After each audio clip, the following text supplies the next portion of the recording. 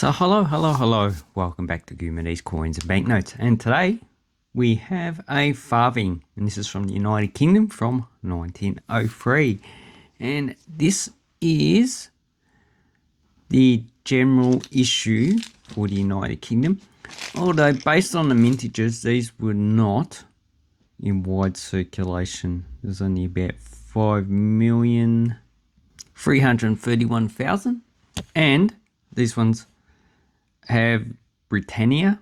So Britannia was introduced by the Romans, although in this period, and along with any other Britannia that was issued for the United Kingdom, they have the Union Jack. So the Union Jack is the amalgamation between the Scottish, which is the cross, and the English flag. So St. Andrew's cross and the Christian cross. So that's what the United Kingdom flag is. So this one's probably very fine condition, probably even a little bit towards the fine side instead of EF, which is extremely fine. And these coins are metal rotated, so they're like current United Kingdom coinage. So here we have a 1 penny from the UK. You can see the size is pretty similar. So basically, if I wanted to, or if you wanted to, you could spend this farthing as a 1 penny in the United Kingdom. But basically, it's not worth 1 penny. And as far as I know, there are no varieties, but always check the St. Andrew's cross, so the Scottish part of the shield. So this is engraved into, so it's incuse instead of, okay, so the reverse is a 1 year type. So it has the veiled head of Britannia, seated facing right, wearing a plumed helmet, sandals, long flowing robe, so it's a traditional Roman robe. So her right hand rests on the actual shield, and her left hand is on a trident, so that's Poseidon's weapon. And also we have the denomination up the top. Now, as far as I know, the difference between the 1903 and the other dates, the actual level of the sea. So this one seems to be below the actual road there, and this one seems to be going above it. So it actually connects with this leg right there. This one does not. There's a gap. So that's the difference that you can find on these coins. So if you get another date and you see, this one's a bit hard to tell. You see that there is a gap, or it connects to the actual leg. Yeah, I need to look into that. But this is also supposed to have a veiled face, but I don't see the veil, so I'm not too sure what that is about.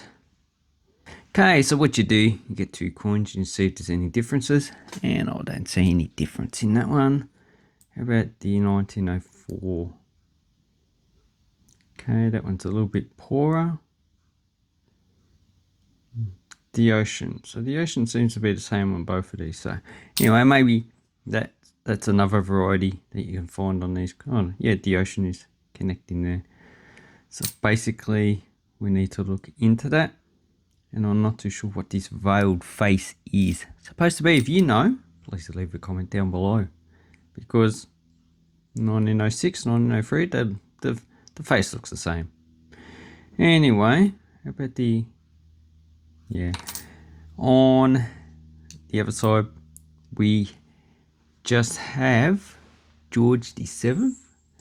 And this is designed by George William de Solis, and he done a lot of effigies of Queen Victoria, George VII, and also George V, the first one. And it's actually quite nice. This is the one they used in the United Kingdom. In Australia, we used one that had the crown on the top. And I don't have one out to compare, so I'm not even going to bother to get it out, or else I'll just confuse myself. Anyway, so these ones are actually probably very fine. This one's in higher grade than that. So I would say this one, yeah, very fine, is too much wear. This one's probably fine condition, has a lot more wear than the other coin. So here we are in Noomstar. So you got the farthing, but it's 1902 to 10. You got the specifications 20 milliliters and 2.38. And if we look at the half sovereign, you can see the design's different. So you've got Britannia, and then we got the earlier ones had the shield, then later had St. George and slaying the dragon. Although this is probably a giant dinosaur. So, not too sure how they got confused with the actual coins. Although it must have been just the colour, but this is actually bright yellow. The half sovereign, one farthing, would have been a dull yellow. But that's because if you go down, it says from 1897 to 1917 they toned these coins by using acid.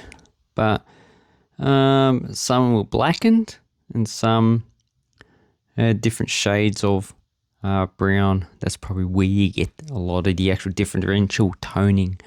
So, and then you can look up specifications on this website about farthings.co.uk. It's a very good website to actually look up these coins. And then you can look up how many coins for sale. There's 154 according to this search on eBay. And they start from $2.50 going down, and they're all different grades.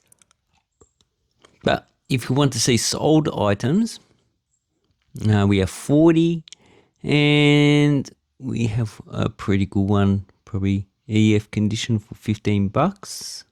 Now this is Australian dollars. Uncirculated, you can pick them up for around about $50. And that seems to agree with the catalogue, which we'll have a look in a minute. And another high grade one, 16. The ones I've got, yeah, probably this condition, probably about $3 to $5, I would say. So not really that much value, but with 5 million, that should be enough for the collector's market. And as you can see, with 54 for sale, there's plenty on the market, so there's a lot of competition for these coins. Yeah, $3 for the ones I got. So if I also could sell them, I'll probably sell them like this, just as a bulk lot. You know, even that, only got $5, which the real money is in the higher grade coins. So anyway, I hope this helps you with your UK coins, and this is a new series on farthings. I'm going to do the whole lot of coins that I do have, and I'm going to go back to the United Kingdom, not United Kingdom, New Zealand pre-decimal coinage. Thank you very much. Have an awesome coin back now collecting time, and take care.